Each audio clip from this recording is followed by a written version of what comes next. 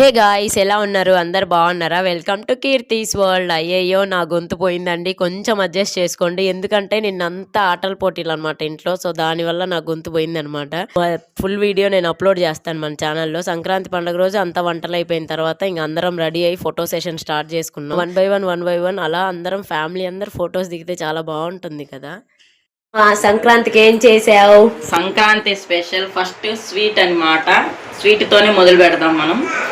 First అయితే గులాబ్ జామ్ చేశాను, చాలా బాగా వచ్చాయి. పప్పు, ఒట్టిపడి పప్పు, వైట్ రైస్ చారు, పండు మిరపకాయల పచ్చడి, కాకరకాయ fry, cauliflower fry. Sankranti special మా ఇంట్లో ఇవి. మీ ఇంట్లో ఏం తిన్నారో కామెంట్ చేసి చెప్పండి. అలానే మన ఛానల్ ని సబ్స్క్రైబ్ చేసుకోండి. ఇంట్లో పెద్ద వంట మాస్టర్ ఏమే. పై పని చేస్తే నేను ఇంట్లో వంట పని చేస్తాను అనమాట. తలా ఒక పని పంచుకుంటేనే కదా సంక్రాంతికి అందరు సంబరాలు చేసుకునేది. రవి ఫోన్ పంట పూట కూడా తినకుండా లే, ఫోన్ ఫోన్ ఫోన్ ఎప్పుడైనా. నువ్వేందురా కురుకురేలు తినుకుంటా, అన్నాలు తిందురా అంటురా. ఏది నీ కురుకురేది అన్నాలు ఇన్ని రకాల వంటకాలు చేస్తే అన్నాలు నీకేమి ఎప్పుడు గడ్డి కావాలి, గడ్డి. మమ్మీ నువ్వు కూడా లేవు మమ్మీ, అన్నం తిందు ఆకు కూసిరాపు.